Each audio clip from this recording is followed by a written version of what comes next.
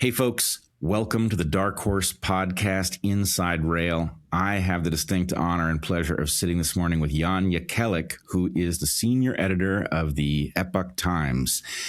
He has written a book about organ harvesting in China, and this is going to be an exciting, if difficult, conversation. So, Jan, without further ado, welcome to DarkHorse. Bret, it's a real pleasure and an honor, and you do quite amazing work on this show, so I'm so glad to be here. Yes, I'm really glad you are here. I have, of course, been on your show, American Thought Leaders, an excellent show for those of you who have not yet discovered it.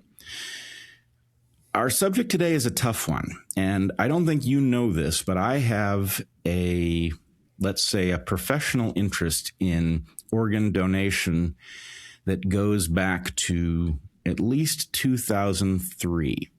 My focus on it has been about the game theory surrounding the donation of organs. And anyway, so I find our interests here intersect.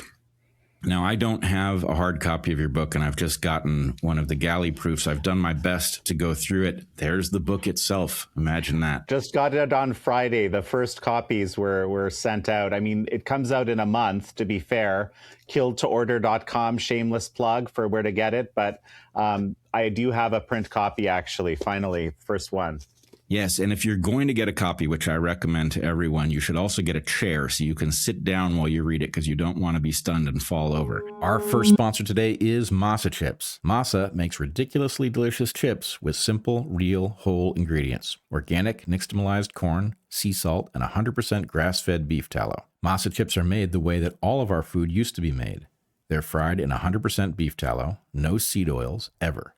You can taste the difference and your body can feel the difference.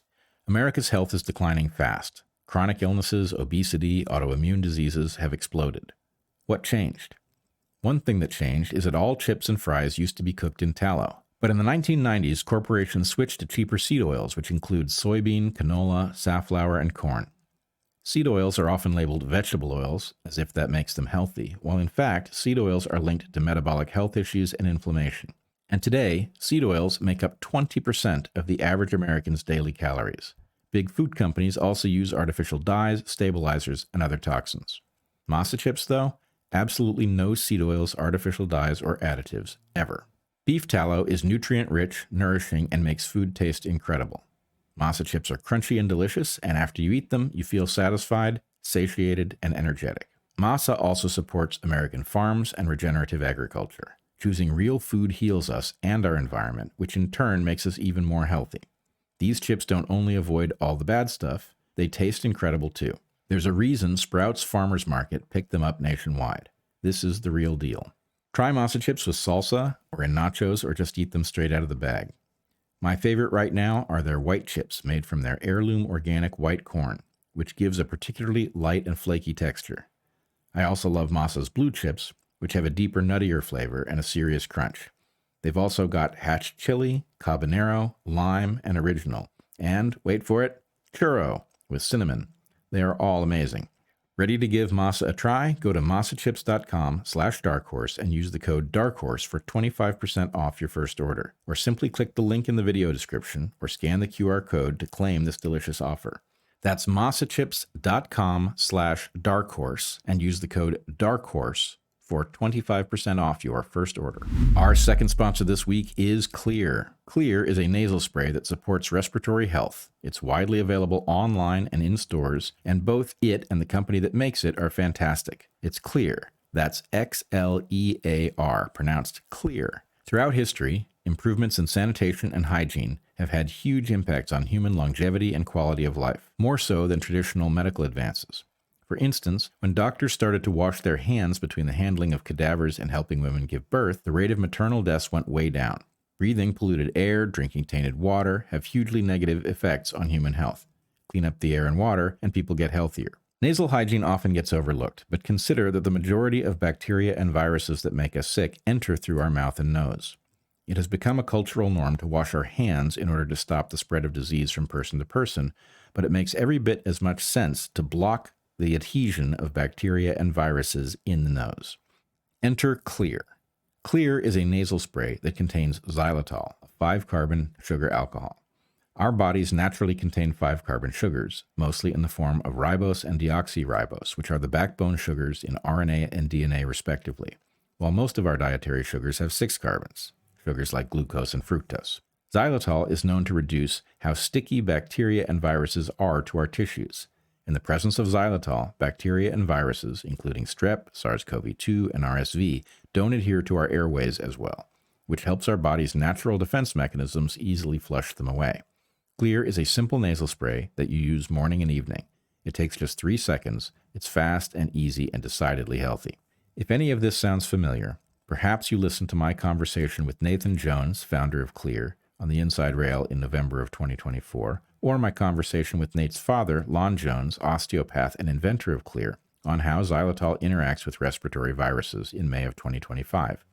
We recommend those conversations, and we highly recommend Xlear as a daily habit and prophylactic against respiratory illnesses. That's Xlear with an X, Xlear. Get Xlear online or at your pharmacy, grocery store, or natural products retailer and start taking 6 seconds a day to improve your nasal hygiene and support your respiratory health. So I'm trying to figure out how to approach this topic with you.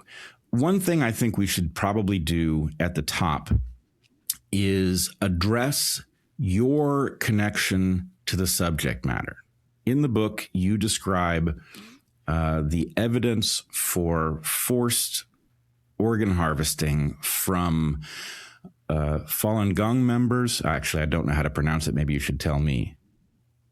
How is it pronounced? So I mean, that's actually pretty darn close. Falun Gong, also sometimes known as Falun Dafa. It's actually, I could tell you a little bit more about it too, because I think it's relevant to why, whenever there's sort of a mass atrocity that happens, everyone always asks, why do they do it, right? And the answers are never kind of satisfying because, typically when there's a mass atrocity, it's not because the people being subjected to it have done anything wrong. Well, we'll get there.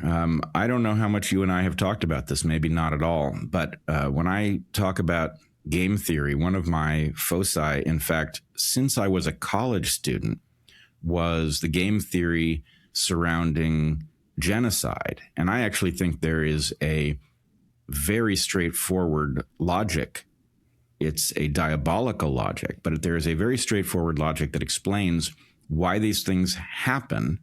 And the case that you present fits the pattern perfectly. But before we get there, you have a professional connection to Falun Gong and I believe a personal one. That will, of course, be on the minds of any critic who wishes to argue that what you present is not believable because of that connection. So maybe we just ought to talk about what your two connections to it are so that that's on the table. I love that, actually. Well, first of all, Epoch Times, the media that I've now worked with almost 21 years, was founded by Falun Gong practitioners. They were actually students at Georgia Tech. A number of them were students who had been part of the student movement in '89. If you recall, there was a big student movement across the country in China, a pro-democracy movement, right? There's a famous stat, the kind of goddess of democracy. They had paper mache'd in Tiananmen Square. And the Chinese regime crushed that movement. Actually, a guy named Jiang Zemin, who was the dictator at the time when the Falun Gong persecution began, rose to power through participating in that, crushing that student movement. Okay, there was a massacre. We don't know. Our best guess is about 10,000 people were killed, students. People say 5,000, people say more. That's our best number is about 10,000 were murdered by the People's Liberation Army. But some of those students that weren't sort of on the radar, they were able to get scholarships to other places like the US, like Georgia Tech in Atlanta. And our founders were actually a ragtag group of students who were there. And when the Falun Gong persecution began, it was kind of a neat moment for them because they felt, hey, we have the First Amendment here. there was very little credible, good information about what was happening in China. And they thought they would just start a little website, to talk about it. And that little website, thankfully, there were some great tech people there, okay, among them, because that little website just exploded. Because, as we've learned, especially during COVID, right, when there's a dearth of good information about anything, wherever that happens, people go to the sources that actually present a bit of that. And this is so we were actually, in a way, right, we were kind of born to challenge a really giant narrative that was coming out of China. One of them was, of course, that the Falun Gong is somehow bad. Again, it's justified to eradicate them, to use the words of the dictator at the time. But the broader narrative actually was kind of what we would call the Kissinger doctrine. Okay, the Kissinger doctrine was roughly, and this is a little bit glib, but if we pump enough cash into China, right, if our elites get in bed with their elites, we're going to turn them into South Korea or Taiwan. They're going to reform, right, and liberalize. And I remember even in 2009, there were op-eds in the New York Times about how, it's basically a democracy. They just they're a little rough around the edges, right? And at this point, I already knew that they were killing people to order for organs, for profit, which is not a liberalizing situation. But so that's the connection. I just want to add this. The core tenets of Falun Gong are truthfulness, compassion, and forbearance or tolerance. That last term is a little more difficult to translate, but a bit of pain is a positive thing, and we should treat it that way. It kind of fits into that third term. But the truthfulness part is incredibly important because we continue to this day to be inspired by that truthfulness element. And this is part of the reason why the Falun Gong in China right now constitute, I think, probably the largest peaceful civil disobedience movement, maybe in the world. I don't want to argue with people about dimensions, but it's one of them, right? To this day, there's millions of people every day exposing the realities of the Chinese Communist Party to their fellow man, okay? But and we've benefited from it dramatically in that truthfulness principle, right? We hear a lot about activist journalism these days, right? The dean of Columbia Journalism School talks about activist journalism. They train their people that way, okay? Activist journalism, if I may, right? I think you would probably agree. It's just propaganda. It's just like a nice word for propaganda. What we do is truth-seeking journalism. It doesn't mean we have the truth. We have the license for the truth. We are the truth. We've heard that terminology before. It just means that we deeply care about the truth and we're trying to get at it as best we can. If we get it right, we celebrate. If we get it wrong, we fix it, right? And that's sort of so the Falun Gong connection when it comes to Epoch Times, in my view, is kind of like the blessing, not a problem, as some people might, of course, the Chinese regime would say, well, it's connected with Falun Gong, therefore it's illegitimate. But that's kind of what they say about anything they're looking to crush or anything that really stands in their face, so to speak. How many people are members of this movement inside of China and then abroad? So the numbers right now are very hard to measure, okay, because there isn't like anyone really doing a census of any sort. But back in 1999, so this is actually quite interesting. Why? So I'm going to touch on this. Why did they persecute the Falun Gong? Okay, there were, by government estimate, in 1999, there were 70 to 100 million Chinese. 1 in 13 Chinese was doing Falun Gong. Okay, and so often I would use this, especially in the early years when I worked on China-related human rights issues. I would say, it was bigger than the Communist Party, which was like 60 million, I believe, at the time. Okay, so and communists don't like competition. Okay, so that's kind of a good reason. But there's something deeper here. Okay, because Falun Gong is really it doesn't fit into the categories that we like or we understand very well. It's even like people ask me, is it a religion? Right, and that's a very interesting question, because it doesn't have. There's a teacher or a master. His name is Li Hongzhi. Some people don't like the term master, and he's written voluminous teachings, and a lot of it is about connection with divinity and connection to God, and so forth. But there aren't a lot of rules in it, what we would call rules, and there's no hierarchy in it. That's in fact one of the rules. If a rule would be something that every Falun Gong practitioner might agree on, okay? So there are no leaders in Falun Gong. Even the teacher or the master, right? Many practitioners might have a deep, profound respect for him, but one of the rules would be there's no worship. Some of us as human beings want to worship, right? And that's okay. That's a part of people's life. But in Falun Gong, we don't do that, okay, as Falun Gong practitioners. And you mentioned the personal connection. I'll explain to you my personal connection in a moment. But so what would be the rules? There's no enriching yourself from it. Okay, you're not allowed to kind of collect money for the benefit of Falun Gong. There's no treasury or something like that. Okay, there's no hierarchy, as I mentioned. There's no worship of the teacher or the master or anyone in the sort of system.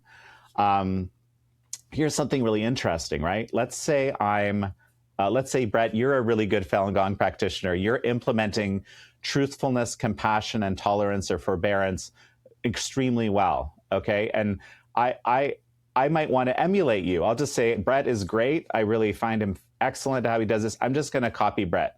I'm not allowed to do that, okay? I have to understand the teachings and figure out how to do it myself. That would be, I think, something else that's a rule, right? And another thing I'll just mention, a kind of a tell if someone is a Falun Gong practitioner, actually, is if they're talking about Falun Gong and they'll say, well, I think, or in my understanding, this is what the teachings mean. Because one of the teachings is actually that in a lot of traditional let's say approaches or a lot of traditional writings or so forth, people would take those writings and sort of say that their interpretation of the writings was actually what the message of the teachings or the writings was in the first place, which would actually end up watering those things down, right? So the teaching basically is don't change the teachings, keep them as they are. And if you are talking about the teachings, say this is your understanding of the teachings or how you understand they work, because that's in fact what it is. And if someone really wants to learn about it, they should actually just read the actual teachings and then they'll figure it out. That would be the best way to understand, what it is. So I'm trying to think if there's other rules. So hold on, let me. I want to pick up on a couple of your threads here. Yeah. One, it sounded like, I forgot what date you put on it, but that there were at one time something like 100 million practitioners in China. Is that right? Correct. Okay, so right order of magnitude. It sounds to me like it has a religiosity to it, but that it is decidedly and intentionally decentralized, that getting individuals to interpret the teachings for themselves and, in fact, forbidding you from copying somebody else's interpretation is a way of moving the locus of the relationship between practitioners and the belief structure in the direction of the individual, which I suspect does not play well in the Chinese system, which is obviously about hyper-centralization. When we get to the question of why Falun Gong might be targeted, this would be one thing, is that it, A, is a competing source of a kind of authority, something, you and I will both have experienced that in the medical freedom movement, there is a disproportionate number of believers. And I take that to be an indication that people who truly believe in a higher power more easily found the courage to confront tyranny during COVID than atheists. And so you can imagine trying to manage a country of something like 1 billion people where central authority must have no competitors. That's something in which nearly 10% of the population is decentralizing authority and imagines that there is a structure more significant than the governmental structure. You can imagine how they would see that as threatening. Yeah, and I mean, in Falun Gong, there, just reminded me, there isn't even a roster. There's nothing to join. What defines you as a Falun Gong practitioner is living the teachings, not some kind of membership that you might have. And, to your point, okay, I think like this is what it took me about 15 years, by the way, to kind of realize this, right? But I think it promotes an unusual level of agency in people. And it just and in communist systems, and I actually explore this in Killed to Order quite a bit, right? In communist systems, the supremacy and the survival of the Communist Party is the paramount goal in the system, and you're expected to participate in that, whether through believing in it deeply for the purposes of your own power or simply performatively, right? If you're not participating in that, well, that could be a real problem. I think I understand. I am looking forward. It should probably come later after we discuss the evidence in your book and the picture that it paints, but I am looking forward to the place where we get to the game theory, because I wonder what you'll make of it. My sense is that this is a story that is repeated again and again in human history, and the superficial explanations change radically, but the underlying explanation doesn't. And anyway, I'm curious what you'll make of that.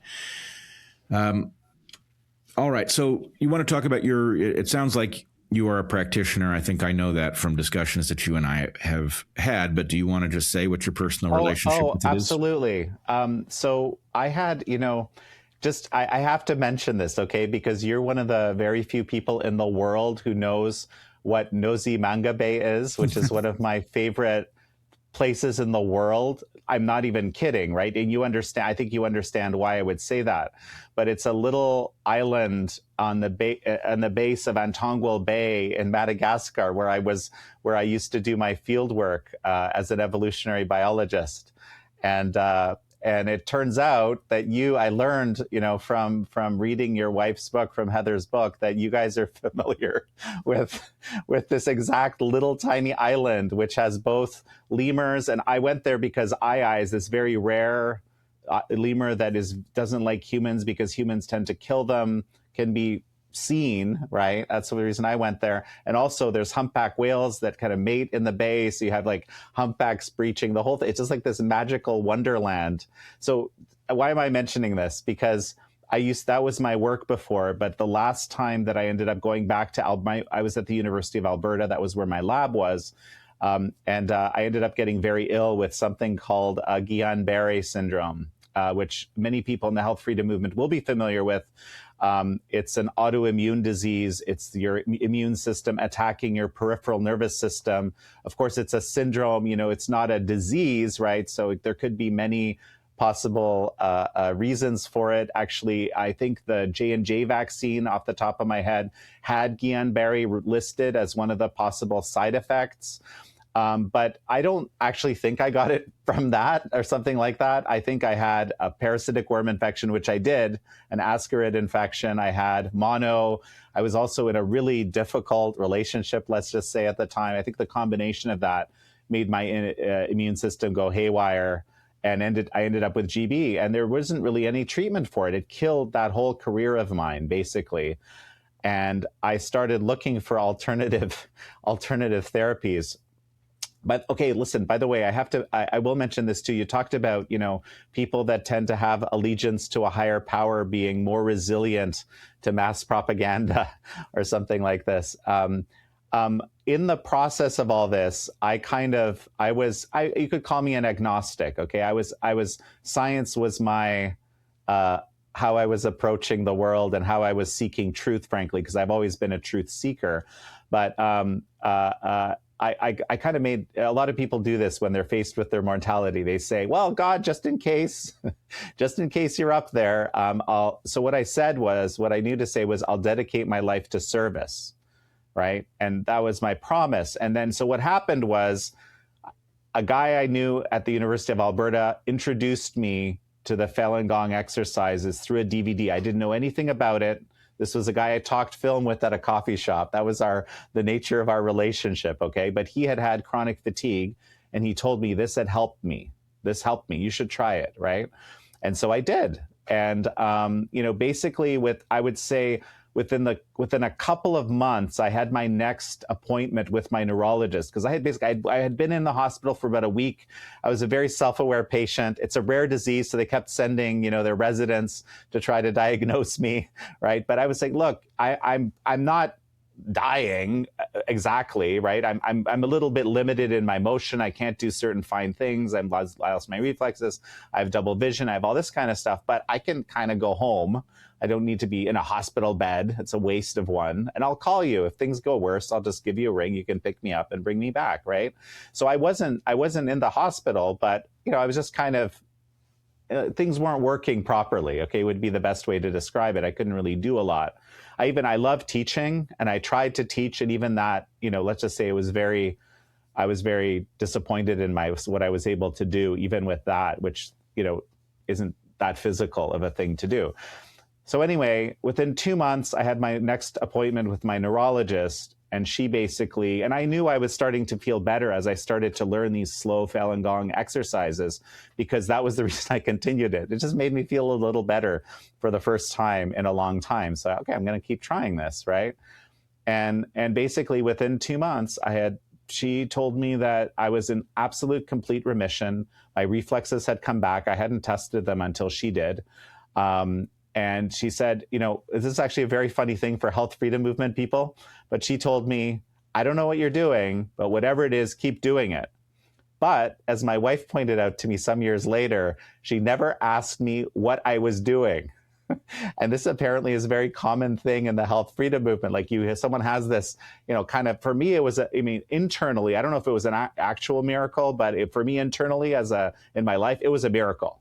Okay. Because I already knew I was feeling better, but this was kind of the final validation, if you will, or something, right?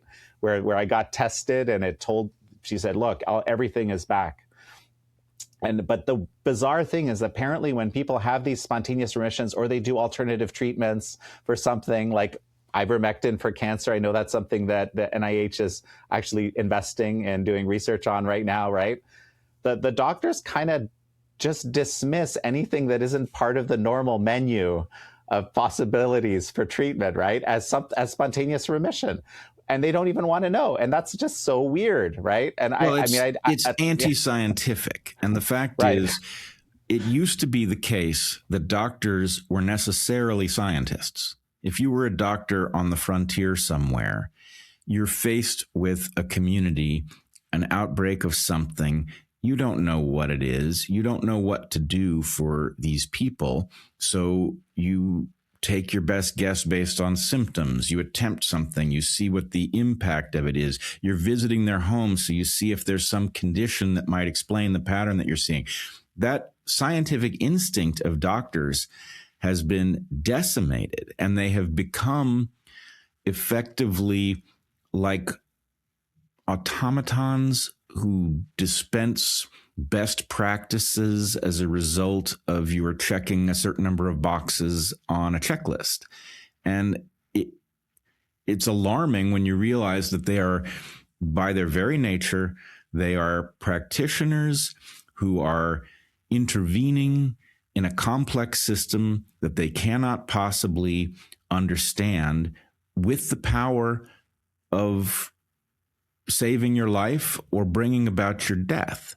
So to have these doctors not in touch with that scientific instinct is just dangerous beyond measure. And actually, the story in your book tells us what happens next when doctors lose touch with what they're supposed to be doing. And Bret, if I may, with the exception of some incredible doctors, some of whom both you and I know and love. Yeah. Yes. Well, of course. There's quite a few. I don't know what percentage it is across the population, but it's not zero. It's not zero. And it is amazing. It tells the entire story, if you think about it, how many of them have been thrown out of their prestigious jobs, had their licenses taken away. The fact is, if you did the job of a doctor, it was the route to being excommunicated by modern medicine, which is obviously intolerable, among other things. It's also very stupid if you want doctors to get better at And these are the treating. doctors you want to encourage. It's kind of the opposite of what you would want, right? No, and in fact, one of the outgrowths of the COVID catastrophe is that I would imagine you have the best doctors in the world at our disposal because they've all been thrown out. We've become, part of a small community of people fighting this battle. And so, I have all these people on speed dial. Something goes wrong, man. I've got, the greatest pathologist. I've got a cardiologist, all of these great doctors, and they're completely open to the entire spectrum of things that may, in fact, have a positive value. And let me add something. And they're also, all of them, without exception, doctors that practice what we would call traditional Hippocratic medicine, meaning I'm going to treat you as an individual, as a patient, and I'm going to do the best I can for you. We're going to try to understand your specific circumstances, and I'm going to figure out what's best for you. And whatever intervention I'm going to put in, this is where the do no harm thing comes in with Hippocratic medicine, right? I'm going to make sure that possible harm to you is minimized through the intervention that I'm going to propose. And it's just shock. So a central feature of the book, as you probably know, because it sounds like you've been reading it, which I really appreciate, is this distinction between Hippocratic medicine on one end and utilitarian bioethics, greatest good for the greatest number medicine. And so because the book is not just about the organ industry, but it's also about how it explains the logic of communists or communist elites that run a society the way they do. Yes, which I think is a completely fascinating thread, because so much of the horrifying picture that you paint actually, in a subtle way, follows from the logic of communism. And what's interesting is that it is corrupting of the West through mere contact, which we will get to. Again, this is what the game theory does. You say, or somebody says, well, if our elites get in touch with the Chinese elites, their system will westernize. Well, at one level it did. Its interface with the outside world certainly looks like ruthless capitalism. But in fact, the question is what flowed which way? Because there's an awful lot of totalitarianism that seems to be essentially contagious. And to your point about utilitarianism, I think I landed here. Robert Malone separately landed here. But there's something about utilitarianism that it has a problem, which is that it's right most of the time. Rule of thumb level, you probably want to make policies that do the greatest good for the greatest number. But if you take it as more than a rule of thumb, it can literally justify anything, including slavery, genocide. It literally justifies anything. So if you're going to touch utilitarianism, you better know where the thou shalt nots are, or you're going to end up manning a concentration camp. Our final sponsor this week is Crowdhealth. Crowdhealth isn't health insurance, it's better. Health insurance in the United States is a mess, to put it mildly. From overpriced premiums to confusing fine print, endless paperwork, claims that don't get paid, customer service that's unhelpful and hostile, these complicated systems aren't functional and they wear us down. We used to contend with this madness, but not anymore. There's a better way. You can stop playing the rigged insurance game. You can use Crowdhealth instead.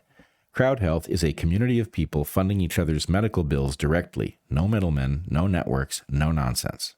With Crowdhealth, you get health care for under $100 a month for your first 3 months, including access to a team of health bill negotiators, low-cost prescription and lab testing tools, and a database of low-cost, high-quality doctors vetted by Crowdhealth. And if something major happens, you pay the first $500, then the Crowd steps in to help fund the rest. It feels like the options we used to have before Obamacare messed everything up.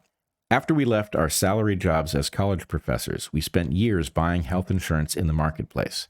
It was awful. Our family of 4 had health insurance for emergencies only, and we were paying more than $1,500 a month for a policy with a $17,000 annual deductible to a company that was unresponsive and unhelpful. Tens of thousands of dollars paid out for no benefit whatsoever. Heather went looking for alternatives, and she found Crowdhealth.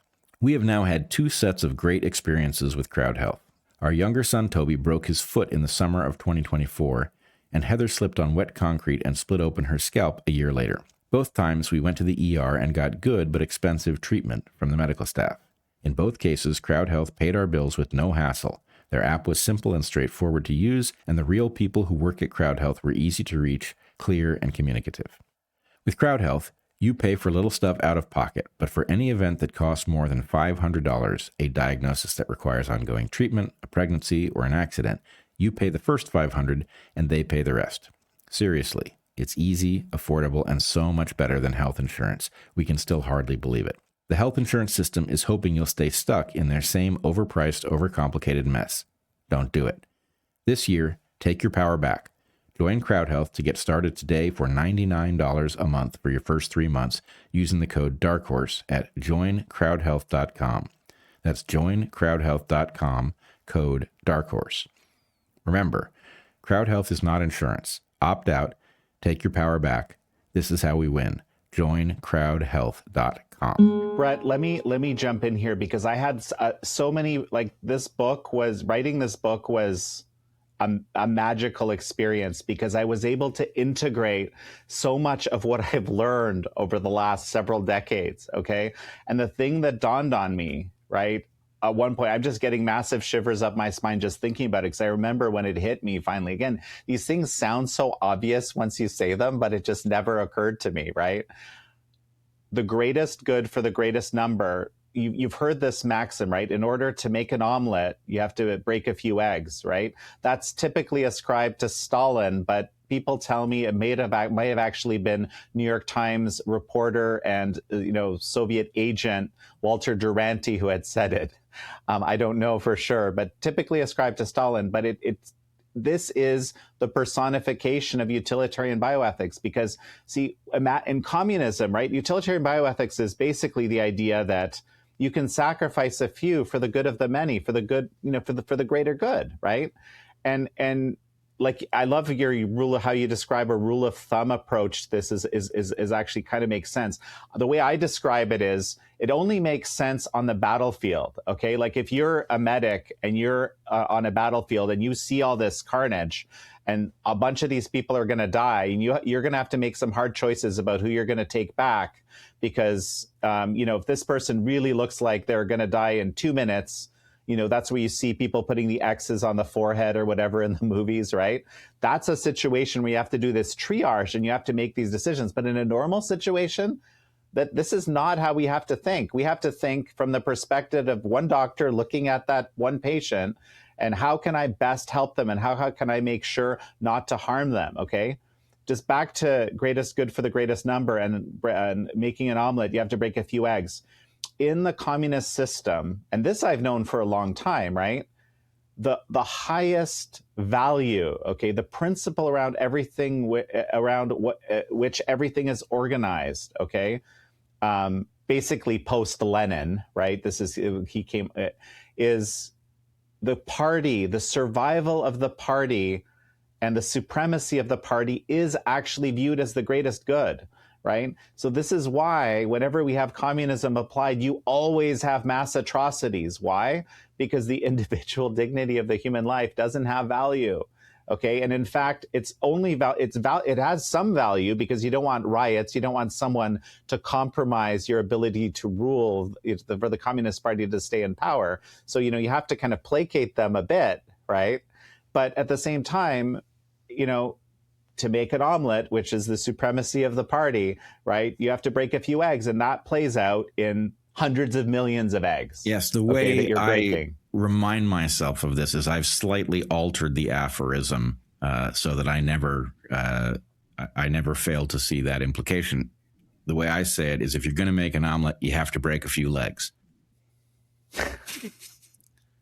All right, that joke fell flat, but I like it, so, No, I'm gonna remember it. But no, it's all these things. That's what was fascinating about writing "Killed to Order," is that I wouldn't have understood half of what I understand if I hadn't watched COVID play out. Okay, and even after COVID, I found a book called "Culture of Death" by Wesley Smith, which if you haven't read, you absolutely have to read this book, and you will thank me. I promise you about that. Because he wrote a book originally in 2000, I believe, and then updated it in 2016. And he charted the development. He's the guy, the one guy apparently in the world, I guess, who's been charting the rise of this utilitarian bioethics approach to dealing with medicine and human issues and public health and so forth.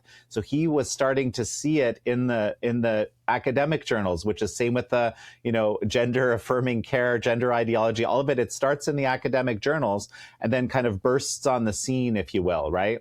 And so he's been tracking that all these years. If I had read Culture of Death, and I mean, he kept writing about it. No one really listened, and it just kept being built into society. Also, especially after we started having that deep engagement with communist China, as you pointed out, right? Which direction did it actually happen, right? But if I had read Culture of Death before the pandemic, I would have understood everything that happened. Okay.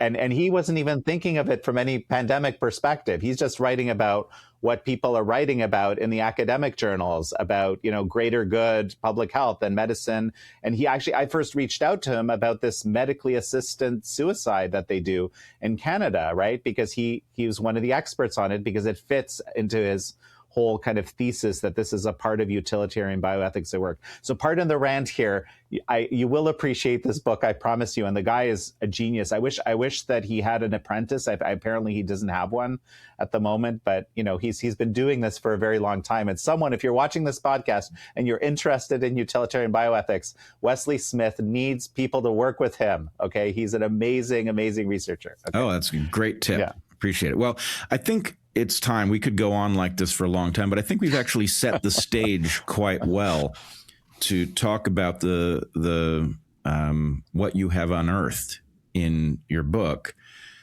And many of these themes are going to pop right out, from the authoritarianism, the logic of communism, the utilitarianism, all of these things will pop out. And then at the end, I will try to put some context, some game theory context to it.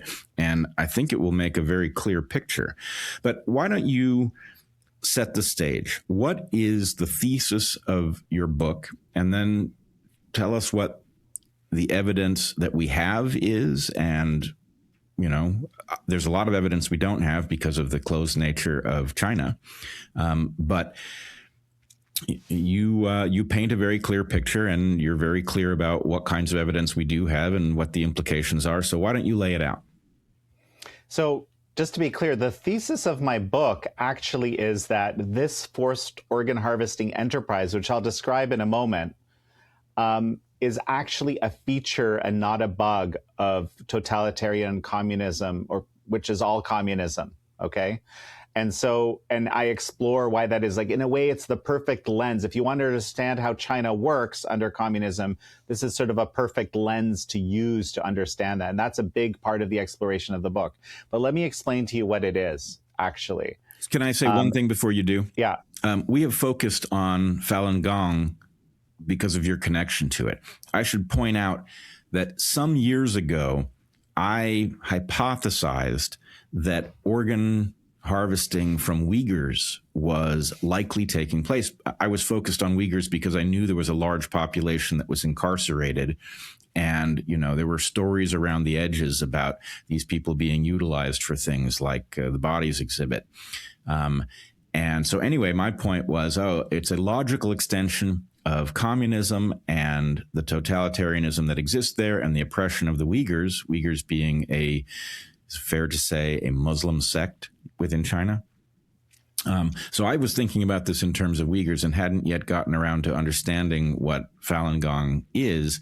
But your book is about all of the people who are being victimized in this way: Uyghurs, Falun Gong, and political prisoners.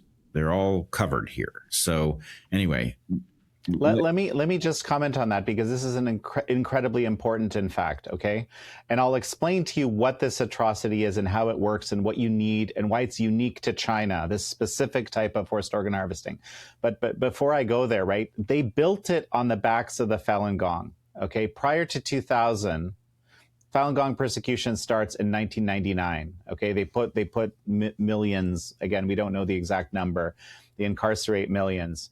And the whole Chinese transplant industry just grows geometrically for the next 5 years. By 2005, they've created thousands of hospitals for transplant, exclusively for transplantation or predominantly for transplantation, with no known organs donor source. Okay, they're kind of like quietly they're telling people that they're using death row prisoners for it. Okay, and then it sort of stays at this. It reaches this level by the end of the 2000s of 60 to 90,000 transplants per year. Just to frame that a little bit, right? We're talking about 40,000 transplants in the US last year, and that was a record, okay, that in terms of the numbers. So it starts on the Falun Gong and it trucks along like that. 2014, 2015, really no one has really done much about it. And actually a lot of international organizations that should be charged with doing something about it kind of run cover for them in effect, or just accept official explanations, which are like, you know, just not even remotely credible, like bizarrely non-credible, right? And you know, one of those organizations was the WHO, which you know, we don't need to go into too much detail. People will be familiar here how, one, it's deeply captured by the Chinese Communist Party, you know, and you know the way it responded in COVID was the perfect example of that. What happens in 2014, 2015 is no one's done much, so they dehumanize another group of people, the Uyghurs, and then they incarcerate perhaps 1 million, if not more, of them. And, you know, there's Ethan Gutman, is my good friend. He's actually publishing a book fairly soon called The Xinjiang Procedure on this, how this specific organ harvesting of Uyghurs is working. And he's even documented situations where there is a hospital, there is a labor camp, or concentration camp, and there's a crematorium, and they're all kind of situated side by side like this, right? As part of his research. So it's basically they added the Uyghurs as another vulnerable group, right? To be used this way, and they're particularly vulnerable. You know, there's only about 12 million of them, if I recall the numbers correctly, and they're in a military-controlled zone, and per the U.S. government, many other governments around the world, they're subject to genocide. And so, you know, this term genocide is used so frivolously these days, but this actually it's a very extremely serious designation. It's supposed to be the worst thing that human beings do to each other, which is the attempted destruction in whole or in part of an entire group of people. Now, I would argue that this is actually being done to the Falun Gong and the Tibetans as well. We could debate that, and I prefer not to. Let's just call it all a human rights atrocity, okay, or a crime against humanity or something like that. But here and today, we're in a situation where we see active demonizing, incarceration, and dehumanization of house church Christians. Okay, we have the Zion Church, which was just wrapped up. It was one of the very successful churches that actually went online during COVID and saw, you know, massive flourishing that happened. I just had the daughter of the lead pastor on the show. We're going to publish on American Thought Leaders. We're going to publish that episode fairly soon. But now we also saw recently that Catholic clergy, and remember, the Vatican actually has a strange partnership deal it has with communist China. It's bizarre to me that they still have it, because the persecution of Christians actually increased while they've had this deal. But basically, Catholic clergy are even being put under control right now in a variety of ways. So I'm worried, right, that we're going to see the same thing happen. It was built on the Falun Gong for 15 years. No one really did anything. Then they added the Uyghurs. Okay, now it's been another 10 years, 10, 11 years. I'm worried they're going to add other groups like the Tibetans, like the house church Christians to this mix. And I think at small numbers, they probably have been used, but this is, it always works on a larger group. So let me explain how it works. I guess that's ultimately what we want to do. And well, let me just say, I heard something in there that's worth noting. It started with death row prisoners. So let's imagine that there is some reason that people end up condemned to death. I'm not defending it. I don't know whether I don't know whether these are, you know, mass murderers who deserve such a thing, or these are really cryptically political prisoners. But the point is, you can understand the slippery slope of utilitarianism if the answer is, well, that person is not going to live, and organs are best harvested from a healthy person under controlled conditions. So why not? Why shouldn't some person who has done nothing wrong benefit from the organs of this condemned person? It's the naturally, greatest good for the greatest number. That person's going to die either way. Why not save others with their organs? That's the first step onto a slippery slope that then results in the picture you're about to paint. 100%. And that's why, I'm not a fan of even having death row prisoners being used for organs, for the exact reason that you just described.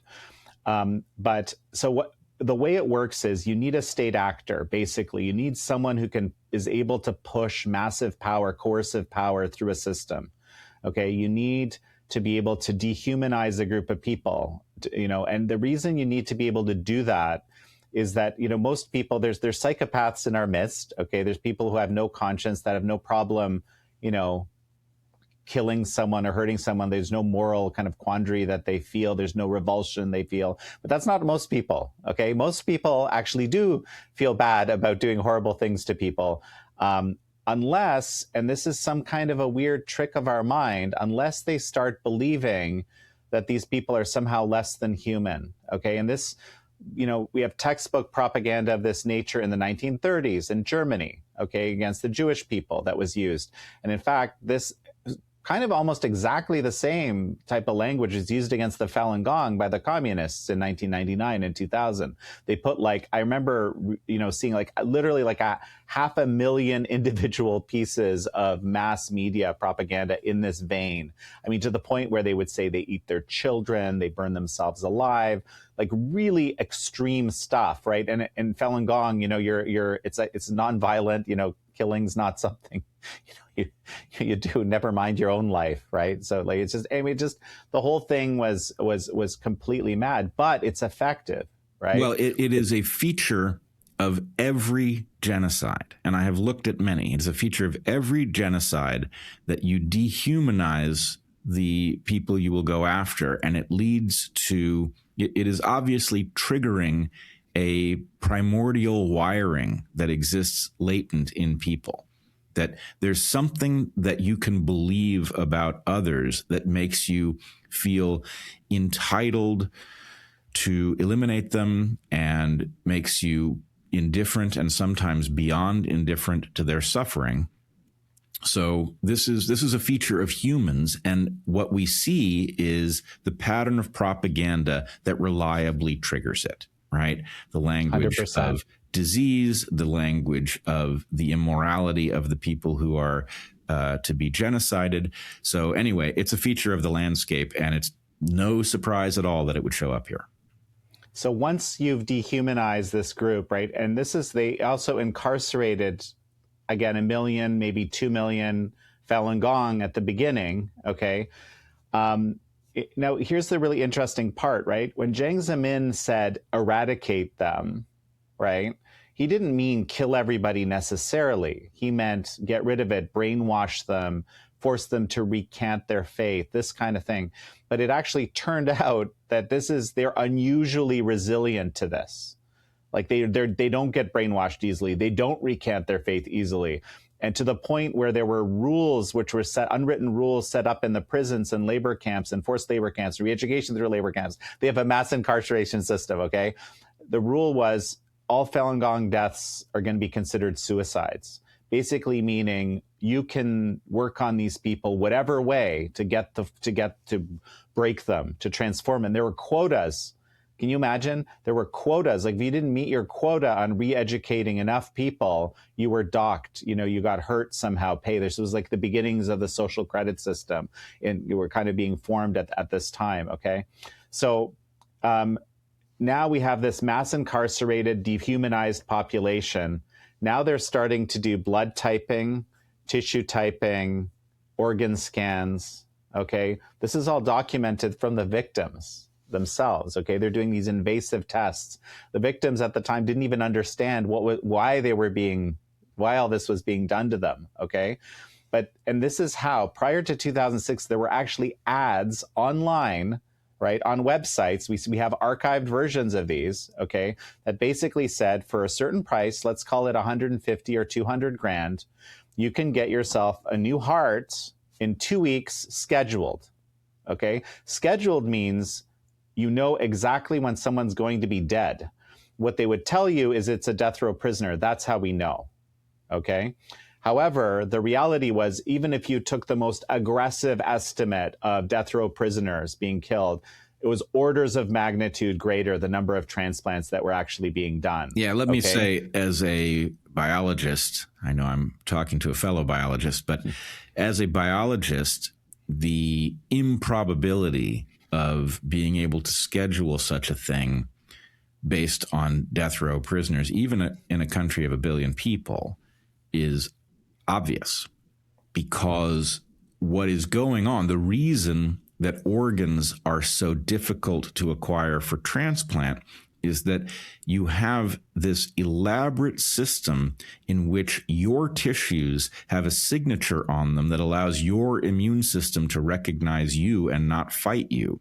And what that means is that it recognizes just about every other human being as foreign, because it's built to recognize anything that isn't you that's inside your system and destroy it.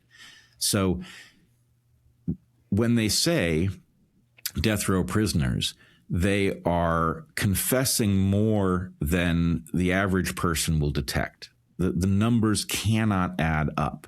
So they have to have a much larger population to draw on in order to be able to say, to have, organs to order. 100%. And so basically the only way it can work, right, for that person, for me to be able to answer that ad, pay my 200 grand and get that organ scheduled, transplant scheduled in China 2 weeks later, is that person is already blood type, tissue type matched in a database to me. And then the moment I pay that money and arrive in China, that person is shipped through a military type network. That's how the best we've been able to glean, and to be killed to order to give you that heart. So that person is effectively living on a feedlot, waiting to be slaughtered. And 100%. if let's say that you were a person telling yourself whatever the best story was because you desperately needed a heart and you didn't want to die.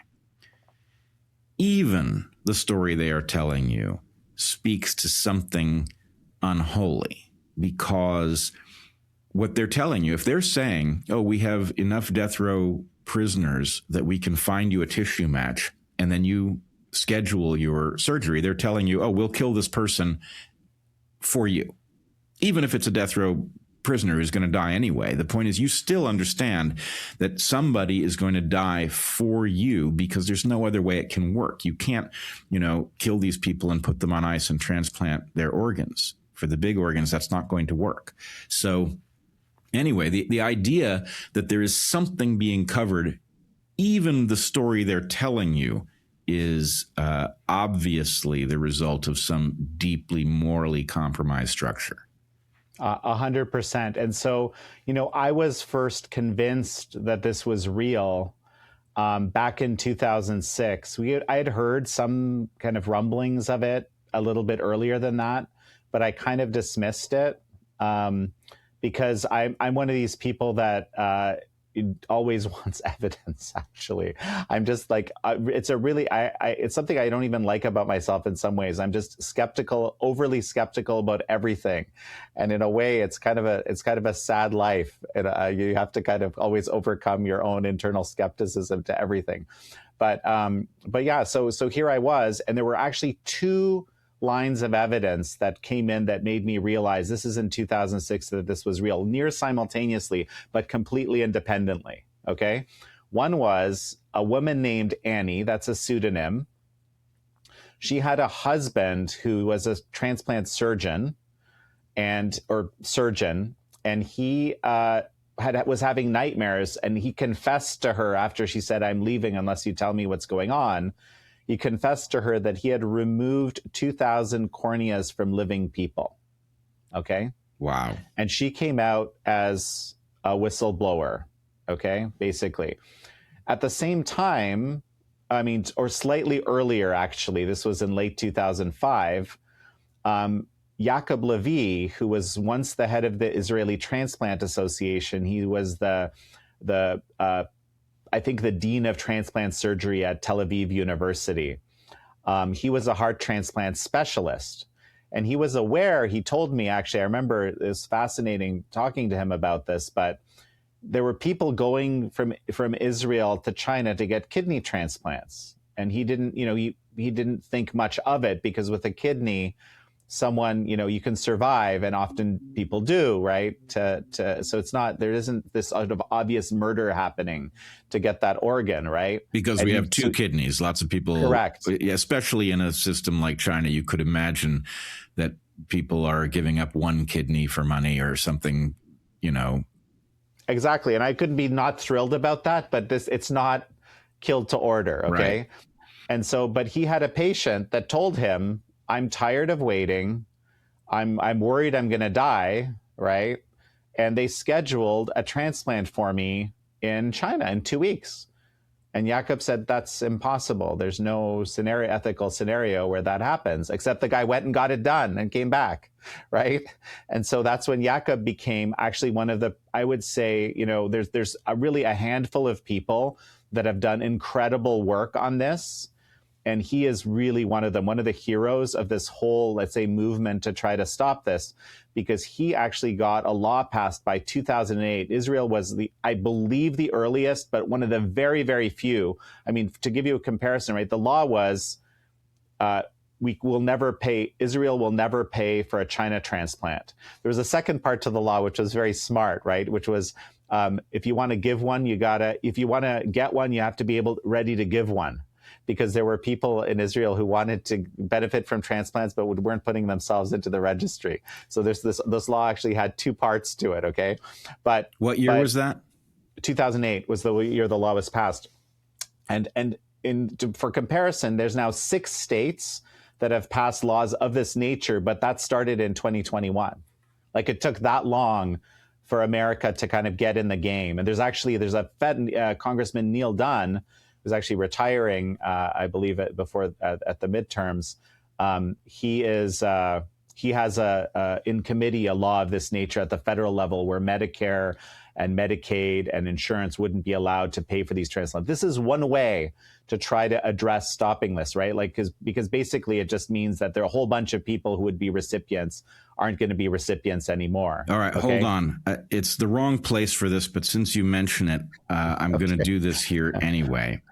I want to read to you my letter to the editor of the New York Times, published on November 16th, 2003, so well before the Israeli legislation you're talking about. This was in response to an op-ed by Maureen Dowd, in which she was describing somebody who'd been saved by a transplant and begging all of us to register. So I wrote to the editor regarding A Lyrical Gift by Maureen Dowd. Most of us would like nothing better than for our organs to save other people when we die, yet many elect not to register as donors. Why? Because doctors are human, and in allocating scarce time and resources, it would be remarkable if they were never affected by the knowledge that a particular death might save 5 or more other lives.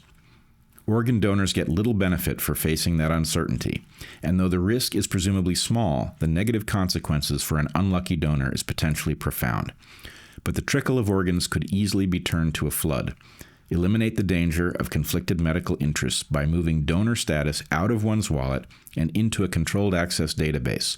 Then give priority to individuals seeking to receive an organ based on their history as registered donors.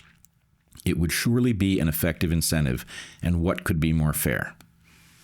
So, this idea that there actually doesn't need to be a dearth of organs, that there's an obvious way to solve this problem that does not lead to some sort of atrocity. And what it just involves recognizing the game theory. I don't want to worry that a doctor is going to not do his best for me because he knows that I'm a donor and he knows other people will live. I want him not to know whether I'm a donor. And I want people who aren't willing to give their own organs under those conditions not to be eligible above me if I need one.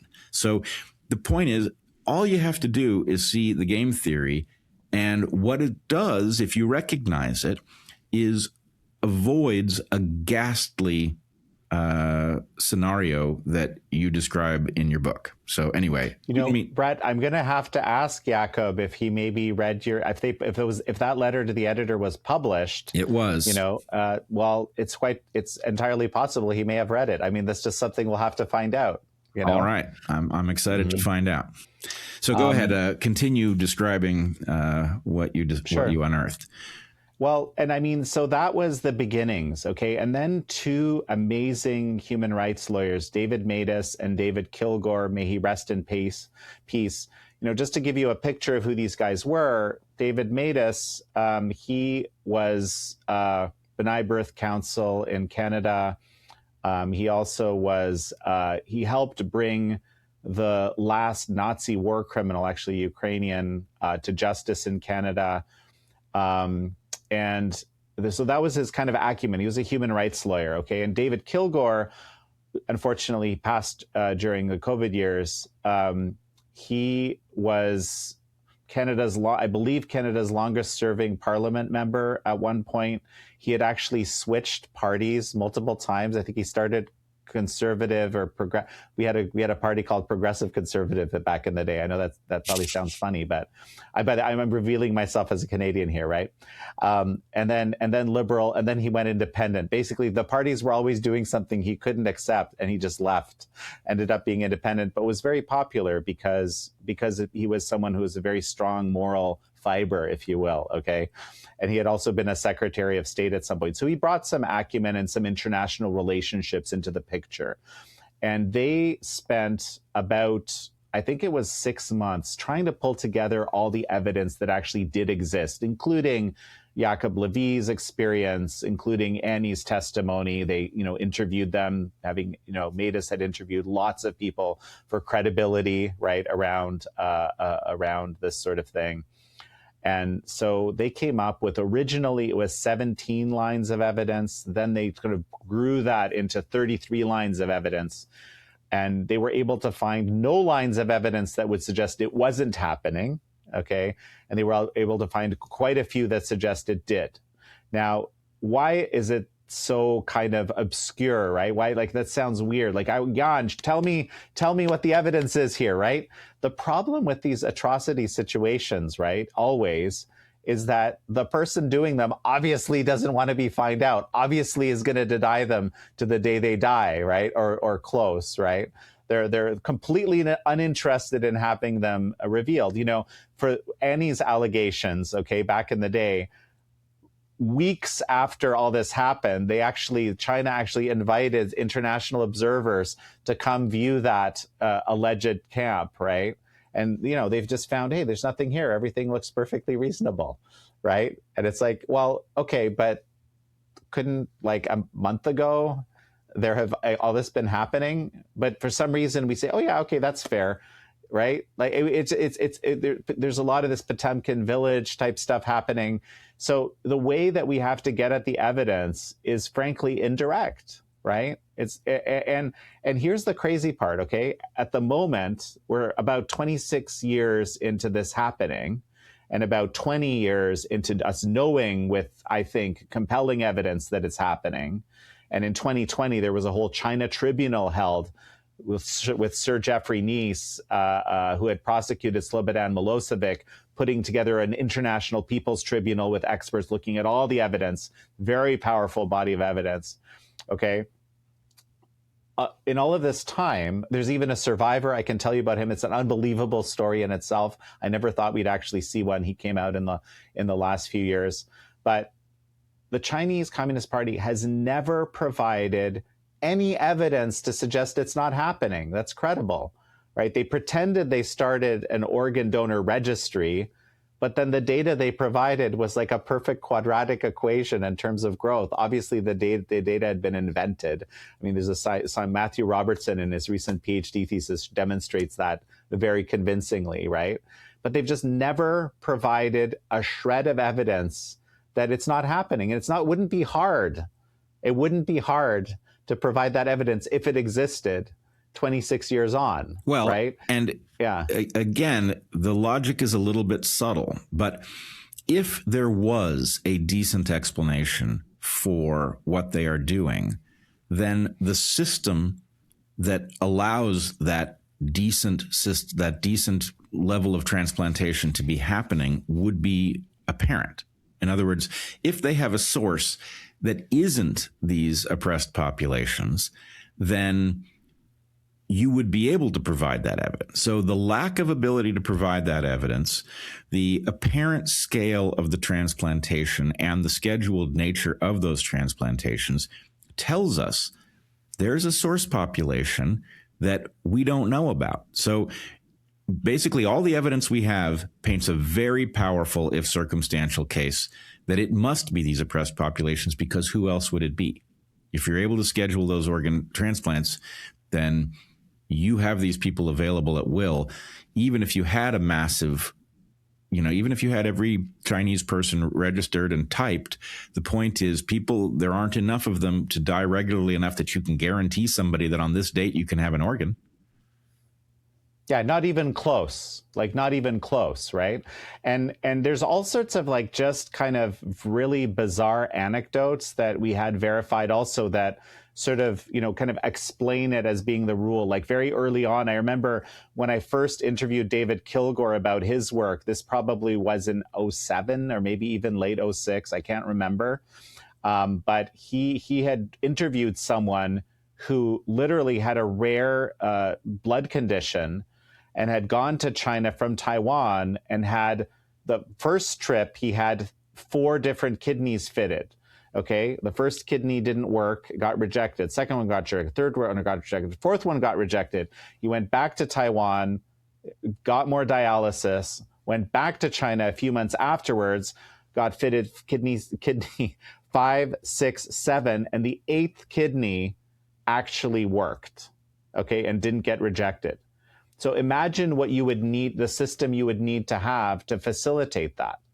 That was a verified case that David Kilgore observed by, early, I would say 2007 at the latest. Okay. And there's multiple examples of this kind of a thing. There's a double lung transplant that was done where there was a second double lung waiting to be used in case the first one was rejected. That was fairly recent even. That was during COVID. Okay. So there's just all of these, the kind of, let's say, anecdotal information that kind of proves the circumstantial evidence, the voluminous circumstantial evidence, including, and this is the survivor is kind of the most amazing thing, because I truly never thought we'd ever find a transplant survivor of this, because, it's seeing as it's a crime against humanity. And, the people kind of involved in it don't want to be tried for crimes against humanity. You imagine that they would, kill someone if they're remotely surviving after this happens. But this guy actually is missing part of his liver and part of his lung.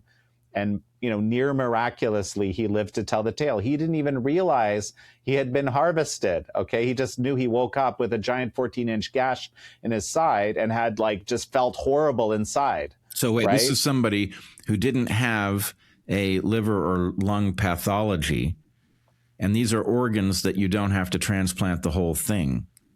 Well, the lung, it's not even clear why they took part of the lung. That part is a mystery, but yes, they took basically they didn't take a big part of his liver. Yeah, exactly. And you can do the Japanese actually pioneered this technique where you take partial liver transplants are possible. Yes, so actually the liver has such amazing capacity to regrow that something like 10% of the liver can grow a whole liver.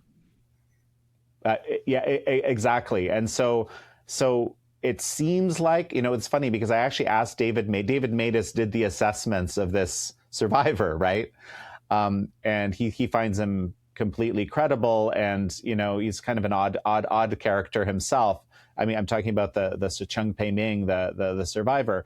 But I asked him, why would they do this? Why would they take half of his liver when they could just kill him or something? And David says, well, one of the theories I've heard is that they were just experimenting on him to see if they could do partial transplants and have someone survive. Because again, why not? We have these kind of disposable people we can use for this purpose. But then David said something very profound, which has stuck with me. Okay. And he basically said, Jan, this is probably what it was, but the onus isn't on me to explain it. The onus is on them to explain it. They did it. Right. Yeah, why and they're not providing any. So the crazy part is this is one of the rare examples where they tried to provide an explanation. And in the process of this, okay, in effect, they said that they had operated on him against his will. So we actually have an example. It's a kind of a complicated example, which I could relay to you in detail. It's all kind of in my book, but they've actually admitted to operating on someone against their will. They said they did it for a different reason, but based on organ scans, he's missing a big part of his liver, which is regenerated, and part of his lung, which is not. And they admit to having done that. So that's a pretty substantive piece of evidence. Yeah, that is compelling evidence. All right.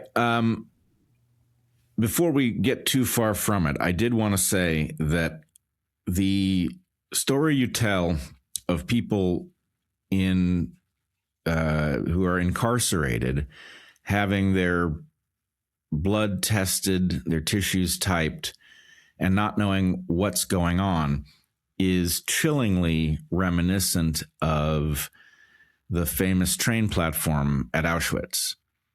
That effectively the Nazis were exterminating the Jews, but they were doing so in, frankly, a utilitarian and practical way. So the point is they exterminated people immediately who they deemed to be more costly than beneficial, and the others they worked to death. So the sorting of people for, do you still have value as a creature to the Nazis before you die? This is a question that, only a mind that has grown comfortable with genocide could ask. But the idea that there's no train platform involved here, but it's the same thing. You're looking at people, you say some were tested and some weren't.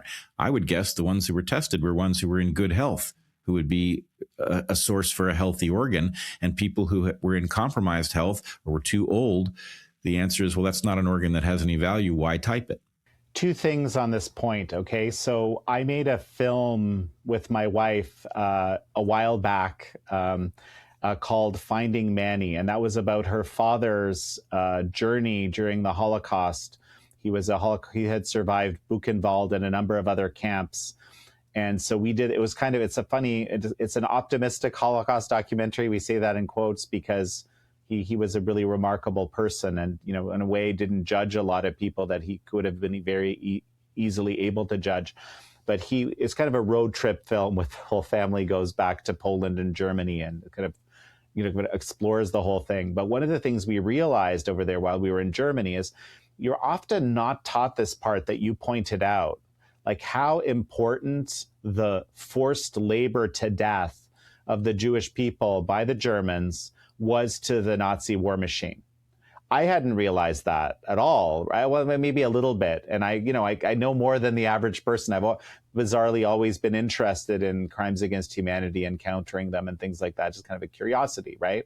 But it was huge. I mean, just in the region where Manny had been, there had been a small town, really kind of, not small, let's say a medium-sized city in Germany. There had been 500 camps, okay, of people doing forced labor. It was unbelievable to discover this. And so the second part is Matthew Robertson, who's been, again, one of these heroes over the years of doing the empirical research around these issues, okay, is he actually coins this in his recent PhD thesis, which is excellent. I would strongly recommend reading it. Extractive repression.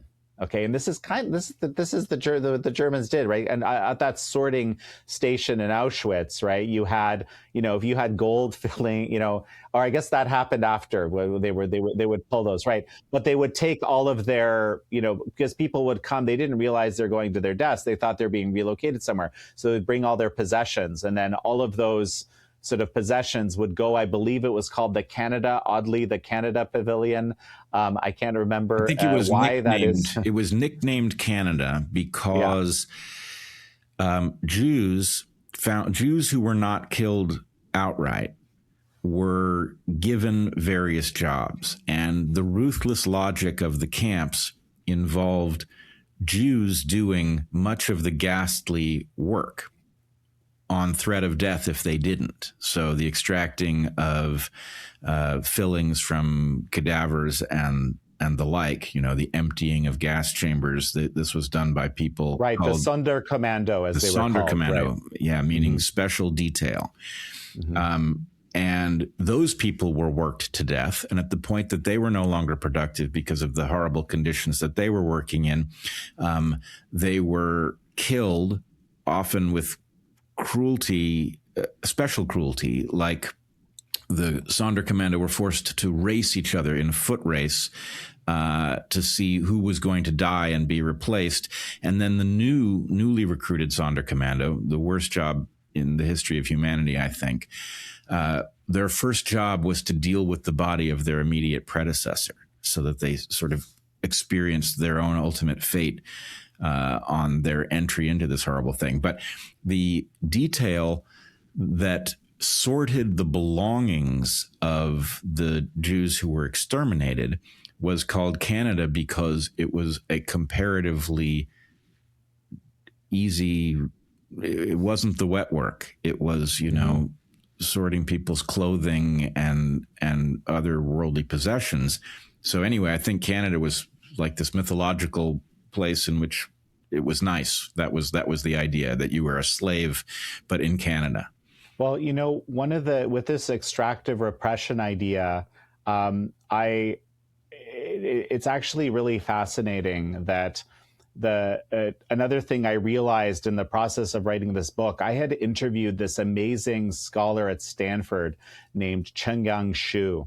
And Chenggang was actually a communist scholar originally who went into the countryside to see how communism could be applied in the countryside and came up with a bunch of conclusions that the ruling party didn't like.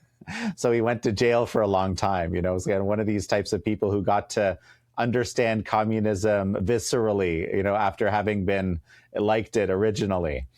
And he ended up making it to the US and became a scholar at Stanford. And he recently has published, I think it's 800 pages, a massive tome called Institutional Genes. And those institutional genes are the genes of communism.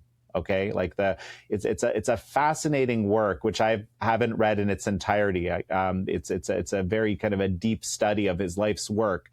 One of the things he explains in there, which is absolutely fascinating, is what distinguishes Chinese communism from Soviet communism, which has allowed it to survive, longer.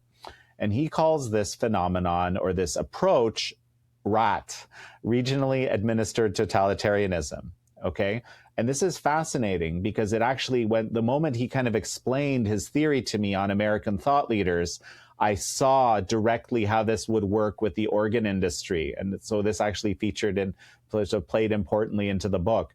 Basically, as we discussed earlier, communism is, I like to describe it as obscenely hierarchical. Like we think we know hierarchy. No, the communists know hierarchy at a deeper level than almost anyone, or maybe there are others that I'm not aware of. Okay. And so, in a typical situation, it's literally like directives that are passed from the top all the way down, right? But the innovation, and this is a little bit simplified or glib here, okay? But the Chinese innovation through this regionally administered totalitarianism was, no, we're not going to do that. We're just going to set kind of the goals from the top, okay? The approach from the top. For example, right, one of the top 7 priorities that Xi Jinping has elevated, this is something for the national security people who are wearing their national security hats, military-civil fusion is something that the CCP has been applying for years, but Xi Jinping elevated into the top 7 national priorities, which made it so it's almost impossible to find anything that's being done in China that doesn't have a military application, that there isn't people involved in that industry or company or whatever trying to find it. because they know they're going to be rewarded for doing it, and they're going to be penalized for not doing it. Okay. Now, how does this apply to our scenario with the forced organ harvesting? Basically, what you're creating through this, okay, is you're creating in a way a twisted market around implementing the goals of the Politburo Central Committee of the very top. So if you are, and I actually theorize in the book, I think I make a strong case, in fact, if you understand the characters, about who started this and how they started this. But I think in one place, right, all you needed to happen because of this regionally administered totalitarianism, you need to have someone who thought to themselves, hey, wait a sec, okay? I can, one, get rid of the Falun Gong. That's obviously a top priority of Jiang Zemin. It was one of his absolute top priorities. He was obsessed with it, the dictator at the time. He even gave Bill Clinton famously, or, you know, at least among the people in the know, famously a whole book about it, about why he's justified in doing this, right? And he was passing this book out to all sorts of world leaders and so forth.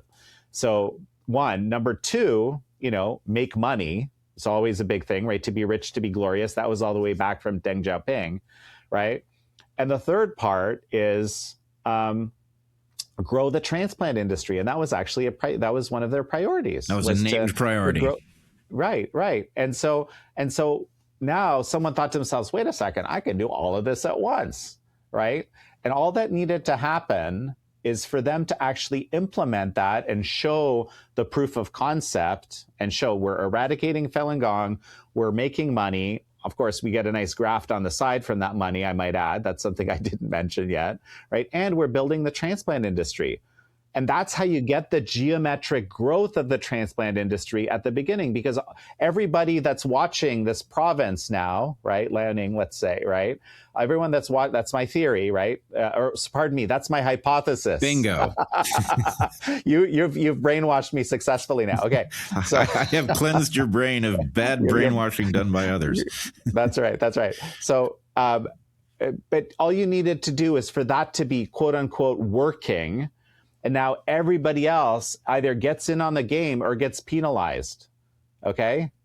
And so that's how you achieve this geometric growth. It was because of this twisted regionally administered totalitarianism. It was such a profound revelation. I'm so glad Chen Gong, you know, through his years of study, figured this out. All right, I got a bunch of things I got to add here. I am persuaded that much of the failure in the world can be understood by virtue of the fact that we have lots of people who are expert in something highly complicated, who are then put in charge of something complex, and they don't understand that they've stepped into a realm that functions by entirely different rules, that complex systems have to be managed in a different way because they're fundamentally unpredictable. And I think what you've just described is the innovation that keeps Chinese communism from collapsing the way Soviet communism did in less than 100 years is the recognition that it has to be structured in a ironically decentralized way, that you can centralize the objective, but you have to decentralize the administration. And that the mechanism for doing this is simultaneously incredibly insightful in the sense that actually that can work in a sense, but it's also a recipe for criminality and atrocity.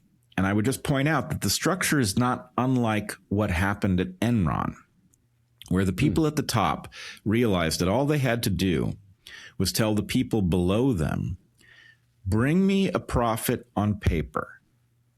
Don't tell me how you got it, and I will make you rich. And if you don't, I'll fire you.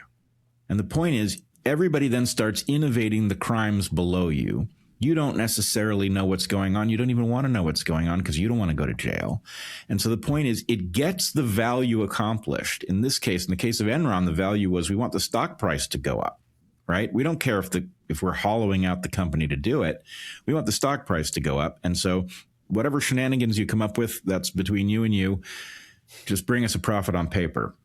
So by basically outlining these priorities, you're guaranteeing that somebody is going to figure out, hey, those people have no power. They do have organs. It's a priority to neutralize their power. It's basically begging for somebody to put those dots together in a way that will create a genocidal reaction. Yeah, I mean, I'll just add one thing here.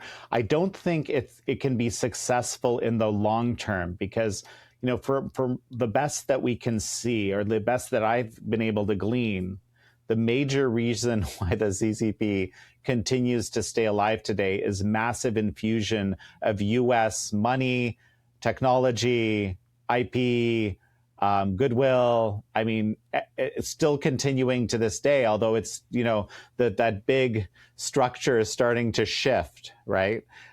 Away from that, especially through these recent tariff policies and so forth.